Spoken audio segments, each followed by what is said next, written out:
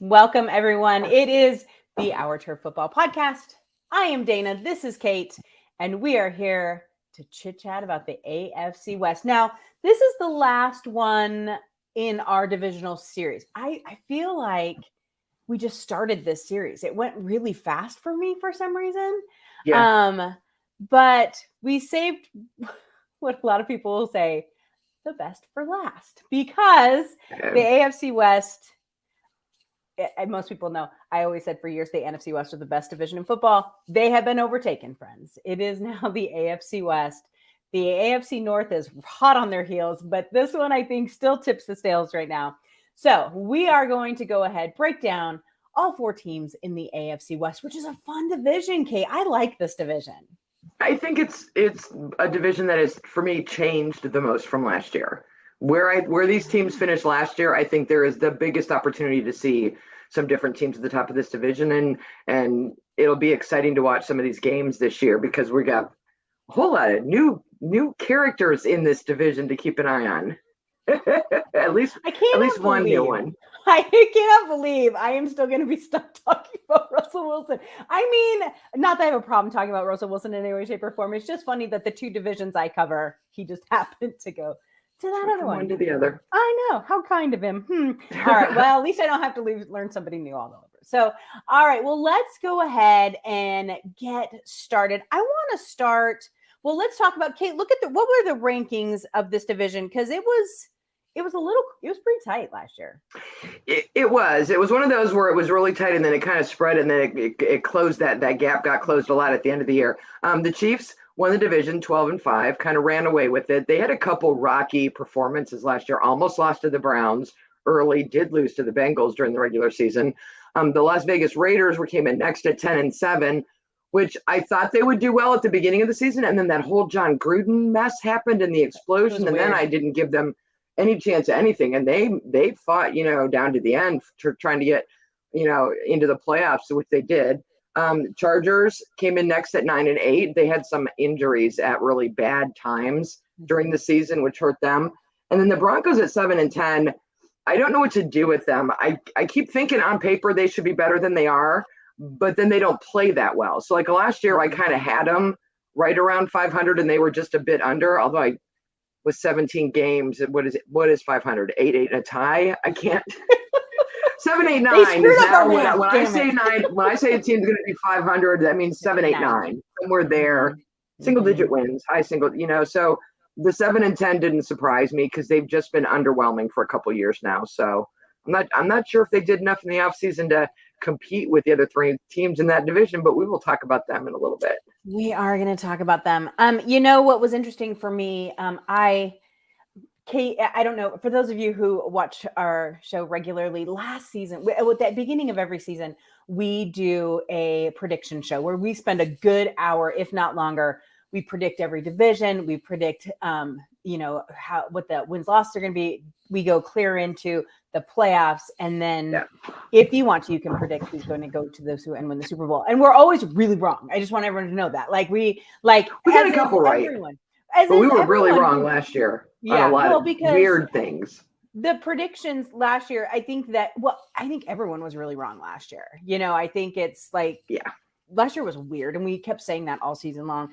But you, my friend, you picked the Raiders to win this division and they came in second and I didn't give them a stone's throw chance. I said they were going to be fourth in the division so I want to start with the Raiders because I think that they surprised me the most last year, even with all the drama and the turmoil, and they lost a coach and then they lost a player. That was such a sad situation, like all of that. So let's go ahead and start with the Raiders. So the Raiders last year, I know it's out of order. I hope anyone who's what's going on. But so we're going to start with the Raiders. They were 10-7 last year, made some pretty big changes in this offseason. Obviously, they have a new head coach. They extended their quarterback, which cracks me up. I almost wish Lisa was here because every year someone says, oh, they're going to trade Derek Carr this year. Derek Carr's out. No one likes him in Vegas. They're going to trade him. Well, what did they do? They turn around and they extended him. But then they went. In his defense, they averaged 270 yards a game, which was sixth in the NFL. So like she gives him no credit for being a good quarterback, but he was 6th in passing yards last year. I know. I like Derek Carr. I think he's a good quarterback. I would have taken him in Seattle. All right, so let's go ahead and look at this. Free agent signings, they went off. Like they went a little crazy, but some of the bigger ones that they got, probably the biggest outside of Davante Adams, because Davante Adams was a trade technically. And so we're talking about signings, was Chandler Jones, defensive end. And I think that was huge for the Raiders, especially looking at the quarterbacks that they have to play in this division. I think that pickup was, enormous. And I know Raiders fans went ape for this. They went crazy. It was so fun to watch. They also picked up tight end Jacob Hollister, a good solid tight end. I think that he'll do really well for them. They got Vernon Butler, Keenan Cole. They got Amir Abdullah. They got, the list is like, you have to, the list you have to scroll and scroll and scroll to get through. They picked up Nick Mullins, quarterback, in case anyone was curious what they were going to do there. But they have their backup, and that's great. Demarcus Robinson, wide receiver. They just went Bilal Nichols. There's so many. It's a huge list, people. But I have But they kind of had to, right? They didn't have a draft pick in the 1st or 2nd round. And so while we know you can get quality guys in 3 to 7, they needed starters and impact players. So they had to sign people.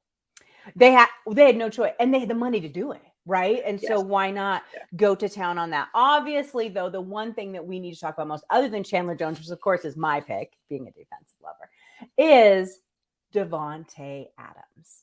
They traded for Davante Adams.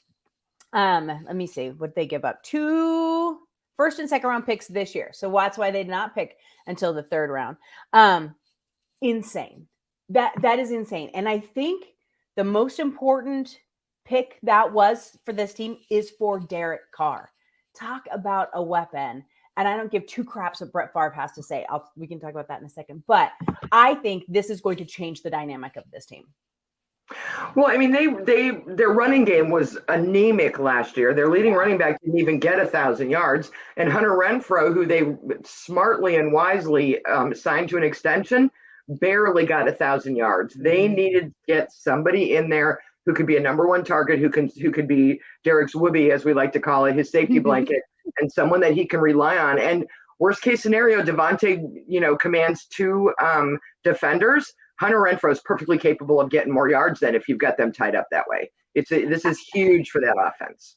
Right. And they added Demarcus Robinson, who is a solid receiver too. But you look at that running back group that they have. They have Josh Jacobs, Kenyon Drake, Zamir White, Brandon Bolden. It's not a horrible running back group because Josh Jacobs can get the job done. It's just how they shored up that line and how important that line then became for them. But I just thought it was to have someone like Davante Adams that is going to pull defenders from the field. Yes. They're going to pull them away. That opens up opportunities for everyone, running game and throwing. It does. And, they have, Peyton Barber and Kenyon Drake running last year, but Peyton only played in 10 games and Kenyon only played in 12. And they both got like 200, 250 yards. Derek Carr rushed for 110. So, they put the bulk of that on Josh Jacobs, but their line sort of fell apart as the year went on, which I think is why the very first pick they took in the 3rd round with their first chance to get into the draft was an offensive guard. And I can't remember his name. Wait, where's my notes? Dylan Parham.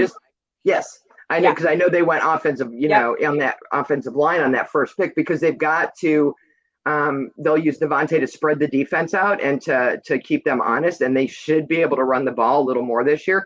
I think last year they were like 27th or 28th in rushing yards per game in the league. And you can't be 6th in passing and at the end in rushing. It makes you very one-dimensional for defenses, which is why they had a hard time during certain stretches of the year last year when they were going up against good defenses. Right, absolutely. So let's talk about their draft picks with the 90th pick overall, because once again, they traded the 2 picks, the 1st and 2nd round.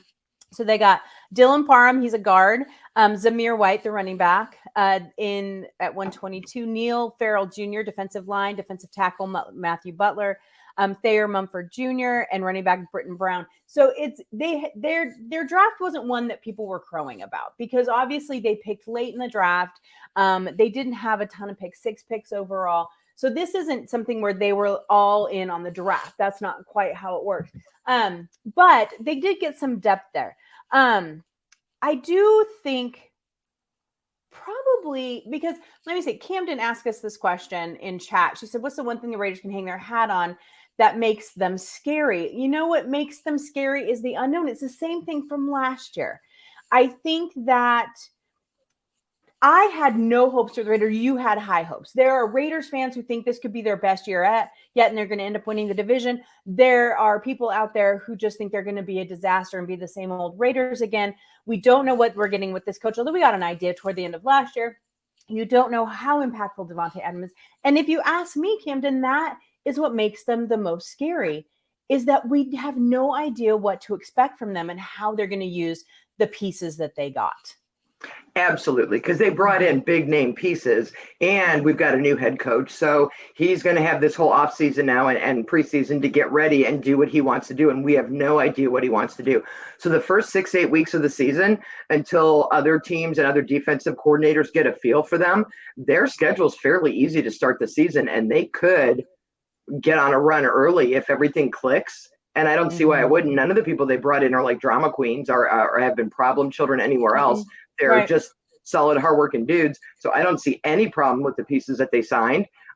It's just that unknown factor we've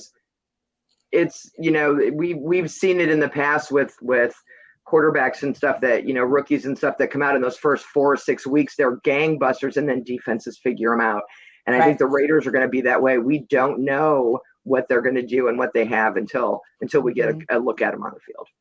I think if you just look at this team overall, they had a good offseason. They looking at it on paper, they did what they needed to do without going utterly insane. Like they managed their cap well, and they got 2 very important pieces. Actually, probably you could even say 4 very important pieces.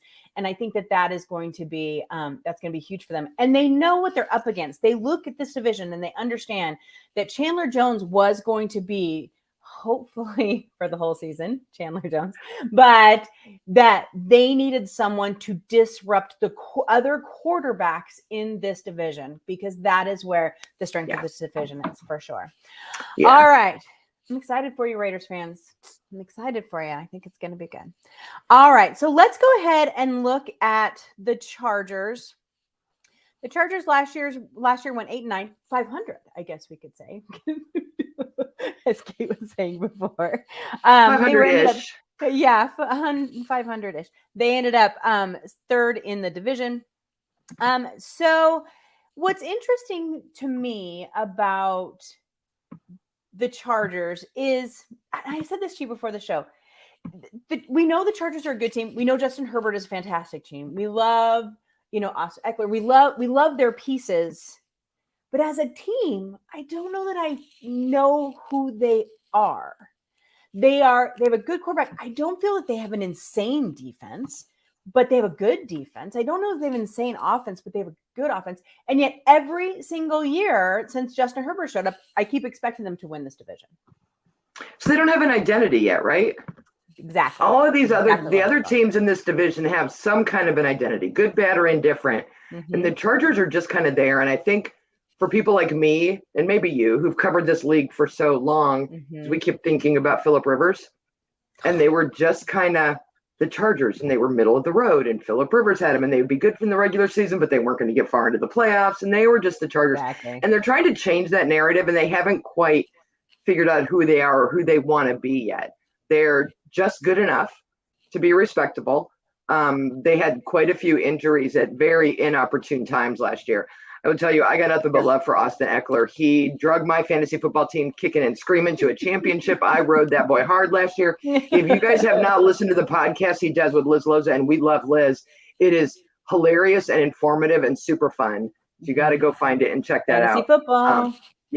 And it's interesting to just it's cool, but I don't know that he's enough to be the identity of that team. I think this year Justin's been in the league long enough that this year will be, you know what? Can you compete with the big dogs, with Derek Carr, with Pat Mahomes, with who's that guy who's quarterback in the Broncos? Shut up. He's in a big pond, and he's got some competition. And I think that sort of the gloves are off kind of a thing. You can no longer use the excuse of I'm new, I'm a rookie. It's, you know what, dude? You need to earn your money now. You need to earn your money now. You look at this depth chart. Another quarterback that never dies. Chase Daniel is the backup. There's 5 backup quarterbacks. They just rotate teams. But Justin Herbert obviously started there. You have Austin Eckler, Isaiah Spiller, Keenan Allen, who we love and adore always. Not the youngest. I was going to say he's not getting any younger. God I think love he's been him. on I've seen him on fantasy football rosters for 15 years. Right. Oh my good night. Then you have Mike Williams, and DeAndre Carter, Joshua Palmer. They have Gerald Everett, who played for Seattle last year, one season. He's been around the league a little bit. Solid, like very reliable tight end. They have, Corey Linsley's their center, who is always good. They have a great base to start with. But again, I'm reading these names and I'm like, there's nothing that stands out. Right. Until you get to the defense, and then Khalil Mack pops his little head right on up. God love and it, right? Joey Bosa. Well, yes, I was getting to him. But yes, we do have Joey Bosa, Khalil Mack, Asante Samuel Jr. You look at this defense and it's like they should be a defensive powerhouse, right? You're looking at it. Sebastian Joseph Day. You have Kenneth Murray Jr., Drew Twinkle. There's so many names, and you're like, yes. But I don't get the yes out of them. It's frustrating to me. I love this team, though. I like the way it's put together. I like the way that it's run. It's coached very well. I think we just need to see, and this is not a dig on Justin Herbert, but a lot of people, as we know, he doesn't like interviews. He avoids the press. He doesn't have much of a spark to him. And I'm not saying you have to be crazy and flamboyant or super cheesy like Russell or super cocky like Patrick Mahomes. A little bit, but nice, but kind instead of Bill. But he's kind of, he's like dry toast. And so I need him to put a little peanut butter and jelly on his toast. I need him to do something. And I think that that's the leader that this team will need. It'll be interesting. So their draft was ranked pretty high. They did pretty well, but most important, I think, was their first pick, and that was Zion Johnson, offensive guard out of Boston College. They know they need to get Justin Herbert some time. They know that they need to shore up that line for him. And what's interesting is 3 of the 4 teams in this division went offensive linemen with their first draft pick. Yeah. I wonder why. Do they need to protect their quarterback? They understand if they're going to compete with the Chiefs and Pat Mahomes, who went through their offensive line issues last year, and I was worried about them, which is part of why I picked the Raiders to beat them. I didn't think they were going to figure that out. They figured it out, and their offensive line is fine. And the other 3 teams are all like crap, and they all went offensive line on their first pick. It's interesting to me about this Chargers team. They're one of the few teams in the league that did not pick up a wide receiver in the draft. This was such a highly talked about wide receiver group. And I know most of them went in the first couple rounds, but there was still a lot of good depth at wide receiver throughout the whole entire draft. And they did not get one. They had JT Woods, safety out of Baylor, Isaiah Spiller, running back out of Texas A&M. They got a defensive tackle, another offensive lineman out of Georgia, cornerback, and a fullback. Literally they went position, depth. And I think it's because of what you said earlier. They just got hammered with injuries last year. They did. And even with, Mike Williams and Keenan Allen both got over 1,000 yards receiving, like over 1,100. Like they're pretty split up. Austin Eckler got about 600, and he had some issues last year. And he's still between the running and the catching, he's sort of, doing both. So I think maybe they felt they had bigger needs to fill. And the guys they took did definitely fill needs. So, you're right. I was surprised that they didn't pick up, somebody else or sign somebody else. But because again, Keenan Allen wasn't their biggest problem last year. Yeah. He's not a baby. So we got to figure out what we're going to do with little old Keenan Allen. I like this team. I like like I said before, I like the way that it's put together. I just want them to have an identity.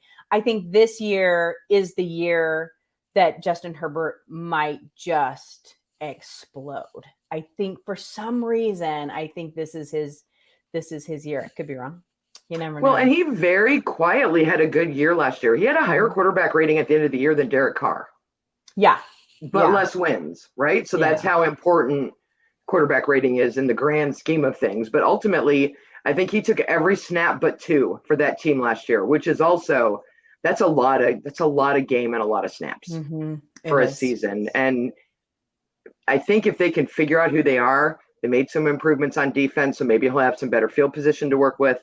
But I think, he had 5,000 yards. I think they just weren't able to score in the red zone. So then they couldn't, at the end of the day, it's wins and losses, right? It doesn't matter how many yards you threw for or any of that stuff. Right. They've got to figure out how to win those tight games. So hopefully they'll get that sorted out this year. And maybe you don't need an identity to win games. You can just be this calm, quiet team where everybody's just good and win games. Quiet but deadly, right? Yeah. One of the things about this division too this year is that their schedules, they kind of suck. Because the AFC West has to play the NFC West. And so they're two kind of powerhouse teams, and they're going to go. So not only do they have to play everyone else in their division, they have to go up against the Rams and the Niners, and so that'll be Arizona, who has a tendency to occasionally show up, in Seattle, we don't know, but so it's interesting to see that not only do they have to fight with each other, they're going to have to. That's a hard schedule this year, and so whoever manages to come out on top of some of those games is going to make a huge, huge difference. So for sure. Yeah. All right.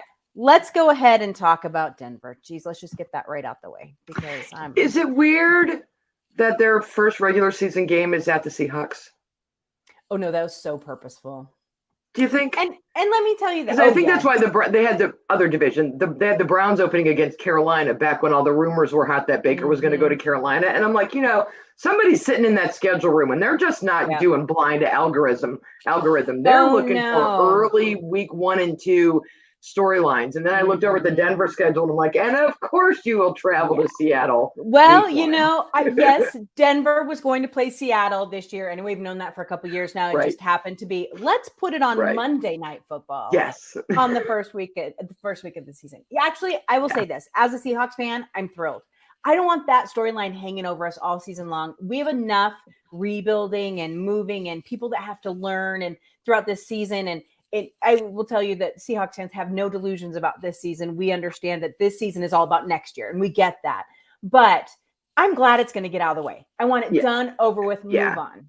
And they're both very difficult places to play. You don't want to go to Denver, and people don't want to go to Seattle. So you get it at home, so at least you get the edge as far as, tough crowds to play in front of. So, but I think you're completely right. Get it out of the way. Let's be done talking about it after week 1. Exactly. So I think that that's a good thing. Whether or not it's good for Russ, I don't know. We'll see.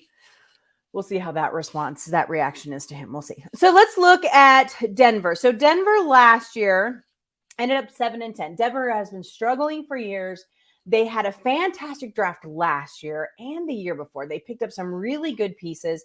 They were just really missing a lot. Then they lost Von Miller. He ended up going to the Rams last year, who was like the linchpin of that team for so many years.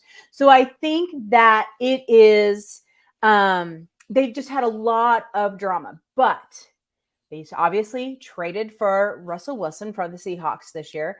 And there's a lot of people out there, Broncos fans and other fans alike, that think that was the only missing piece. When you look at this team, they still have some holes, but he's definitely going to be a huge improvement for them, that should get them out of the 7-10 bracket and maybe even out of the basement of this division.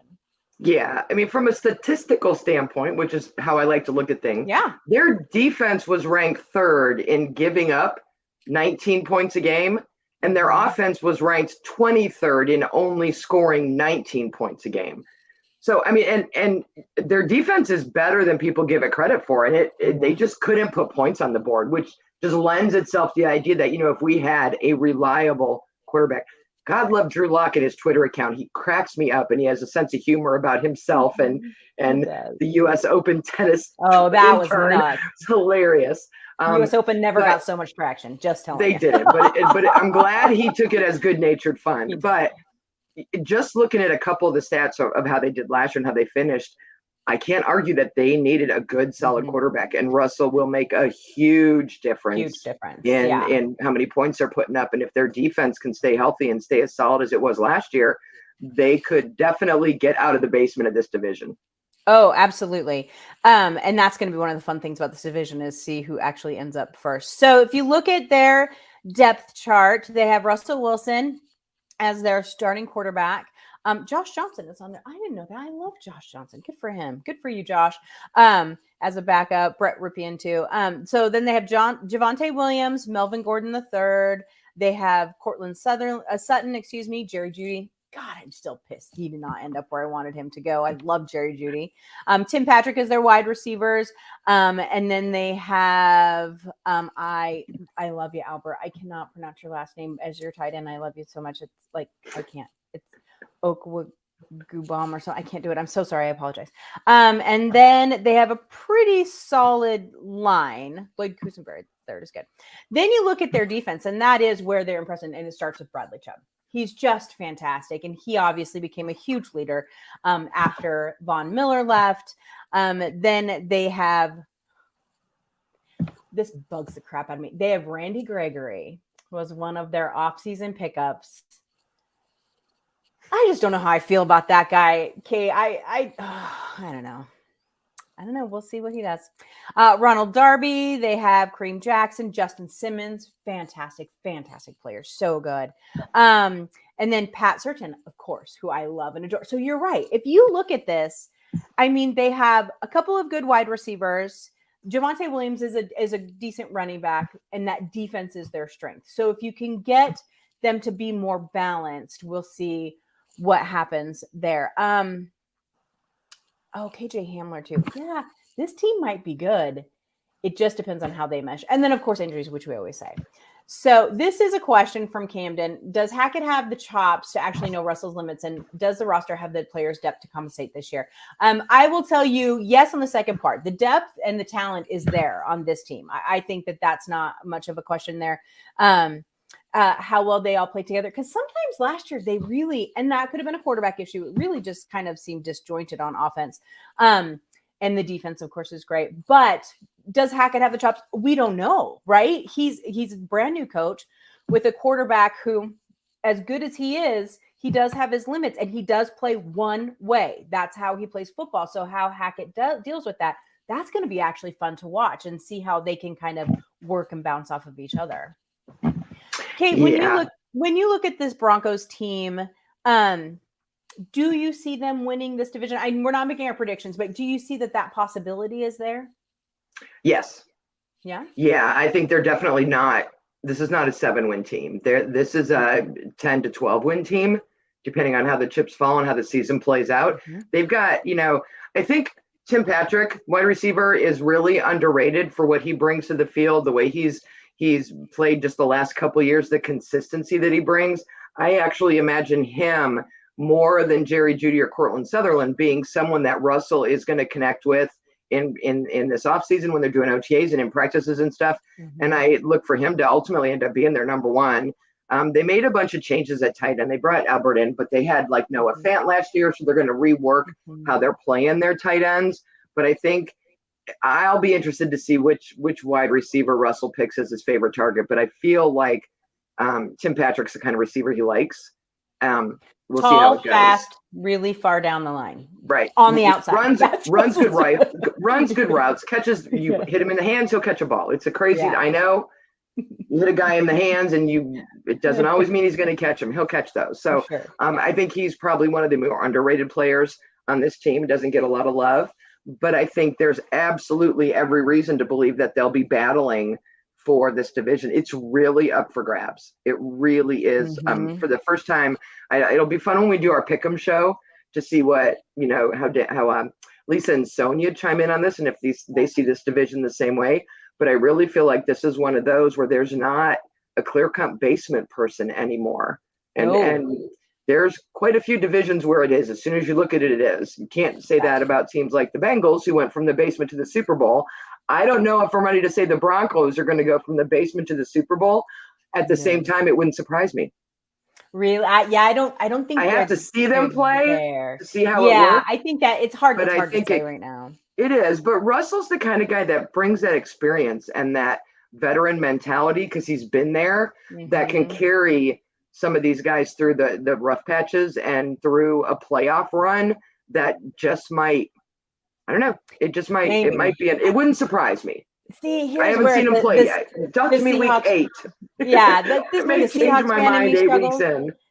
This is where the Seahawks fan in me struggles because Russell has struggled so badly in the playoffs over the last few years. I mean, really the last 5. So I mean that's a struggle for me. But is that other pieces? Is it this? Is it that? That's what we got to see if Hackett can figure out, right? Like that's Yes. going to be interesting. Who he came from Green Bay. Aaron Rodgers is a completely different type of quarterback than Russell. So that's what I want to see. What does he do that tweaks it?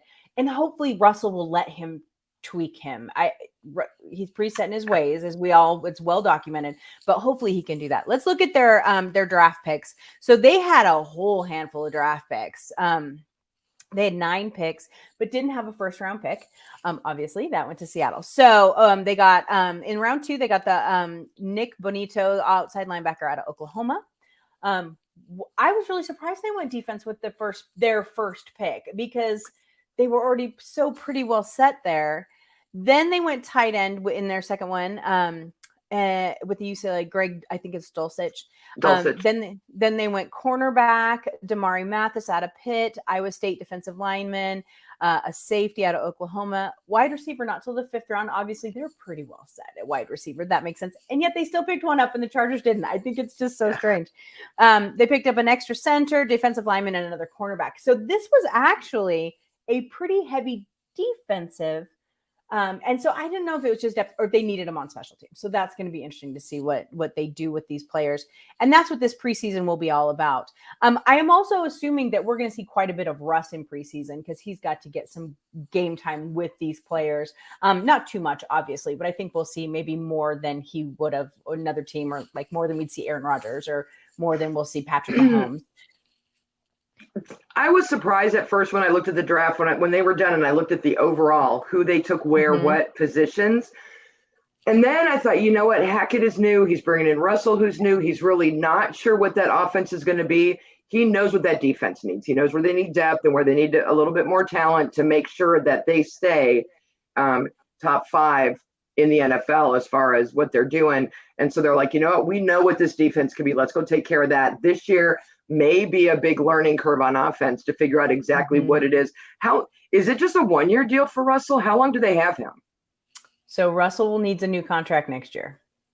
Okay. So that was in this little side note, sorry for AFC West people, that was one of the reasons that Russell was traded. Seattle was okay because Russell was not going to sign another contract with Seattle, and the amount of money that he wants, he would like to top probably Deshaun Watson, as they all will now at this point. And so that's why Seattle was like, ooh, give us enough picks. You can have him. So we'll have to see what Denver decides to do.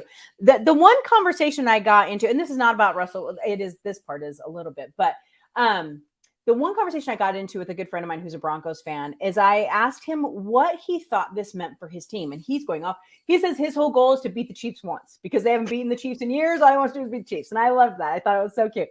But what was interesting for me is I think that this shows the biggest problem with the defense, with the Broncos, is they do not know how to develop a quarterback. They have to keep going back to these veterans over and over and over again.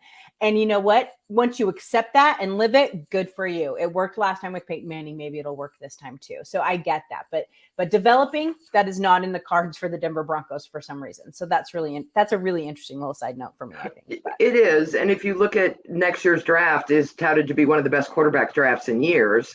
And so a lot of teams are going to be fighting for that, that number one, that bottom spot, that number one draft spot. And so it's like, all right, are they going to just go in the draft and get a quarterback, or are they going to pay Russell? I think they'd rather pay Russell. And to your point, I would assume so. Wild trade for him this year. Point, they don't draft and bring them up and develop them well. So maybe they're thinking part of this is let's get a year ahead of it. Let's see what we have in next year's draft and offseason. We go all out to fill the holes we need on offense. And so while everyone else is dealing with brand new quarterbacks, we've got a second year of Russell and we've added some tools to make that, and we're going to do a contract with him, and he's going to be our dude, and we go through that, and more power to him. When you know your weakness, and that seems to be a weakness, good for them. Yeah. All right, so the Chiefs. Are we done? No, we got the Chiefs. We got the Chiefs. We got the Chiefs. We have 4 times in a row this team has gone to the AFC Championship. I love that the Chiefs fans say that they're the new Patriots dynasty. I'm like, you have to win more than 1 out of 4 in order to be that dynasty. Congratulations on them going twice. I get it. This year is huge for the Chiefs. This year is going to be unlike any other year, in my opinion. We saw some cracks in the armor last year. They figured them out. Do you remember the beginning of last season? Everyone's like, what the hell's wrong with the Chiefs? They just looked not good for the first, 4 games or maybe even longer. They figured it out. And that is all kudos to Andy Reid. My God, that's why he is the coach he is, right? He figured that out. Ended up going 12-5. Ended up with just a 1 winning streak toward the end. They really did kind of have to struggle. Made it back to the AFC Championship through, I love the word slobber knocker, but that's what they had to do. The Bills, it took them, they had to get a touchdown in the last 13 seconds, and they managed to do it. They had to kill themselves to get through these teams where the 2 years prior to that, they floated easily through those playoffs. So, in my opinion, and look at that Bengals game. They had a how many point lead at halftime and fell apart. Let Joe Burrow and the Bengals come back, and then they couldn't do that Mahomes magic at the end. I think there's going to be a little bit of a chip on Pat's shoulder because he is no longer the highest paid quarterback in football. There's Deshaun Watson's making more than he is. Now. Yeah, well, so is Aaron Rodgers. Yeah. Yes, there's 2 ahead of him now, and so he's got a little bit of something to prove. Last year they started off. I had no faith in this team at all. That was on me. And the first couple of weeks was why. I just didn't think I should have given Andy Reid more credit. Again, that was on me. He fixed it. That offensive line, the people they brought in, and the amount of time it took that line to figure it out, they did it quicker than I thought they would, but it was evident in those first 4 weeks last year that this line was a mess. And then just like the lights went off, or the light bulbs went on, and Pat Mahomes was Pat Mahomes, but that line protected him, and they got it done, at least until they ran into the Bengals that late. But I will have more faith in them this year. They're the team to beat. Obviously, if you want to be first in this division, you have to get through. You have to get through the Chiefs. That's just the way it is. That's what they've been doing for the last couple of years. I don't know how deep they'll make it in the playoffs, but I still think they're the team to beat in this division, even with all the other additions and changes. I just think in general, it's going to be a really good division. Well, like our friend Michelle Jinks always says, until proven otherwise, right? Because now they you have to be proven otherwise, right? So you're talking about the line, and probably the biggest addition they had last year was, God love him, Creed Humphrey. Don't get my friend Brian started about Creed Humphrey. He's so pissed Seattle went right past him to get there. He's fantastic. Center. The kid was a beast last year. Just so fantastic. They have Joe Thuney. They have Orlando Brown. They franchise tagged him. I think they've actually maybe gotten a deal done now. I should have looked that up. I apologize. I think Andrew Wiley. Yeah. Trey Smith. They brought that line back, and you're right. It absolutely did better.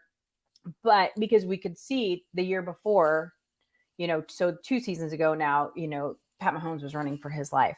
Yes. But they managed to get a few holes in a couple of other places. Probably the biggest one is the departure of Tyreek Hill to the Miami Dolphins. That shocked me. And I don't know why I didn't expect him to. I just assumed they would ride that train until they got another Super Bowl, as many as possible. But he wanted the money and he wanted out. And he has not been quiet on his podcast about wanting to leave Kansas City, which also was very surprising to me. So what do? They had Tyreek Hill and Travis Kelce, right? 2 people that had to be double teamed at all times, right? They get rid of Tyreek Hill, so now there's just Kelce. They have Juju Smith-Schuster and Clyde Edwards-Helaire. They brought him in. Or no, he was there last year. He re-signed. That's right. And then Marquise Valdez-Scantling. As much as I love Juju and Marquise is a good player, they together are not Tyreek Hill. And the only reason why I say that is because of the pure speed Hill had. That was his biggest threat against other teams was was his speed and how quickly he'd get away. So I was listening to Sirius NFL radio the other day, and they were going off about how the Chiefs are going to have to completely change a few things on the way they play offense, because now you only have one player that has to be double teamed all the time in Travis Kelce. And then until Juju and Valdez-Scantling prove otherwise, you can have one guy on them. So until they start making some plays and getting a few places, you really don't have that weird counterbalance that they had before. And I'm really interested to see what they do with it. I'm interested to see if Josh Gordon can get his head together and make this roster. Because if he can, he is somebody that's scary for defenses to have to deal with. Right now, he's a head case. So they're like, I'm not going to worry about him. But he could end up being someone. I agree it's a big loss for Kansas City, but I feel like it's the impact he will have in Miami is bigger than the detriment that Kansas City will drop a little bit. So I just feel like he's adding more to Miami than he took away from the Chiefs. They'll figure it out. They've got, I think Mecole Hardman is still on their roster. He's been playing forever, and he's a solid wide receiver. They've got options. Where did he go? Is he still there, or did he go? No, he went somewhere. I'll look that up while you're talking. I'll look it up. Yeah, he went somewhere else. So, I mean, they were solid statistically. They're in top 5 in the league in points for, top 5 defense in points against, which kind of balances each other out. Mm-hmm. They were very balanced last year. Even when they were losing, it was a balanced effort on both sides of the ball. And so I think that's going to continue into this year. I liked their draft. They had way more draft picks than I thought they would. And usually someone as good as this team isn't going to have a ton of draft picks, but would they end up with 2 first rounders? Yes, they certainly did end up with 2. And by the way, Hardman is still there. You are right. I think that maybe they had to resign. He was being looked at other places. Yeah. So they had 2 first rounders, number 21 and 30. So they picked up cornerback Trent McDuffie, which we didn't even talk when we were talking about the roster. We didn't mention that they also picked up, hold on, let me see. Justin Reed. And he replaced Honey Badger. And so but then they went with cornerback with their first pick too, which was smart. This kid is good. Yeah. Yes. And I will tell you, at that press conference at the draft, I haven't seen someone that excited to play for a team. Oh my God. He was so excited to play for the Chiefs. It was really cute. And then with their second first round pick, they picked up Purdue defensive end George Karlaftis, which is a wonderful pickup for them too, because defense has always been more of their issue. Yes. They have a few question marks there too. In the second and third rounds, they picked up wide receiver Sky Moore, another great pickup for them. I don't know that this year he'll make a huge impact, but I think he'll get there. Safety out of Cincinnati, Brian Cook. Linebacker Leo, I think it's Chenal out of Wisconsin. And then they got another cornerback, offensive lineman, cornerback. No, safety and a running back. So so they got some depth on those ones for their draft, but those first probably 4 picks were huge for them. Yeah. Sky Moore's hurt. He's a little banged up right now, but he'll be fine. I think he's someone that's going to work his way, but they've got, he could be very surprising to defenses as well, who aren't sure how his college game at Western Michigan will transfer, because it's Western Michigan, right? They weren't on SportsCenter at 3:00 on Saturdays, right? They're not, they're Western Michigan, but I saw some of their games last year, and he's a very nice receiver, got a lot of talent. So if he translates that into the NFL game, and I would think being taken as high as he was, that he will, he could be a big surprise for defenses this year. So looking at the Chiefs defense, I want to mention that really quick, because that was something. I mean, these teams, they kept scoring. Every time the Chiefs scored, someone else scored. They were having all these problems on defense. So their starting line right now, it looks better. Okay. Not great, but better. So they have Karlaftis. They have Derek Noddy, Chris Jones, Frank Clark, Nick Bolton, Jermaine Carter, Willie Gay, Trent McDuffie, Justin Reed, Juan Thorhill, and L'Jarius Sneed. So that's their starters. They have some pretty decent depth there too. But I still think that is where now, especially with the addition with Russell Wilson and the progression of some of these other quarterbacks, that's where this is going to come down to, are those defenses. And I don't know that the Chiefs defense made enough gains as much as some of the offenses on those other divisional teams? I felt like last year that their defense's problem wasn't so much lack of talent. It was more lack of depth and conditioning. Mm-hmm. When Patrick Mahomes goes out and throws and in 16 seconds, the defense is back on the field again, you're like, wow, that was awesome. That was explosive. It'll be a highlight reel. Can I have 2 minutes to sit on the bench and relax and rest and catch my breath? I didn't even get my helmet off. Yeah, it just felt like you scored too soon. We needed a break. And I think that was a lot of what they went after in the draft. And then with the way they're positioning themselves on defense is they're going to need to work on the conditioning a little bit this year, but being able to sub guys in and being able to give them a break and have fresh legs, especially when you get to the second quarter and fourth quarter, as we're approaching, the end of time and you're seeing the score go on. Pat can score like that at any time. Even with Tyreek Hill, he is still a threat to score on a single play. And you've got to have people on defense that can get in there and not give up that same big play back. And I think that was more their problem last year than a lack of talent, is those guys are just gassed. They were just gassed. Absolutely. Yeah, because they didn't have a moment. And they played some really good teams last year. Really good teams. Really good quarterbacks last year. We watched a couple games where I don't remember if it was playoffs or just end of the season where you went to the bathroom and came back and you missed 2 scores. It was like, can we pause? I have to pause the TV now to go get a drink or whatever because too much would happen in 30 seconds of real time. I think, oh my God, so fast. So interesting. So there was an article that I read that kind of ranked these quarterbacks because let's be honest, in this division, it's all about the quarterbacks, which I hate, but it's what it is. But if it's all about the quarterbacks, it's all about the defense that stops them. I just want to put that out there. But so they were ranking this, and they ranked the AFC West as the best division in the league for quarterbacks. They put the AFC North right behind them. In the article, it said that they were second only because they weren't sure if Deshaun Watson would actually play this year, and it was supposed to be about 22. So they picked the AFC West. But if you look at it, I think it's going to be a lot of fun to watch these teams battle this year. Now that, like you said, there isn't, the Broncos who can just kick around a little bit, they're going to end up in its battle for second because the Chiefs are going to win it. I think that it's going to be much more balanced this year. And it should be a lot of fun looking at the teams they have to play. I think so too. I think a lot of these games, especially with Denver being the way they were, they were kind of boring and you didn't really want to watch them. But I think anything can happen with this division. And there's some Monday and Thursday night games this year that I'm actually on the schedule. I'm actually kind of excited to watch. I know.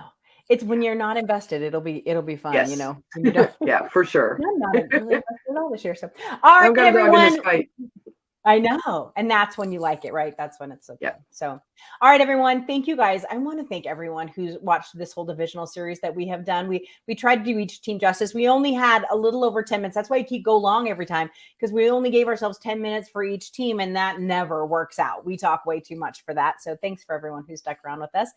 We are now going to take a couple weeks off. We will not be back until the first Tuesday in August. We're going to take the rest of July off. And then we'll be back because it's training camp. It's already training camp.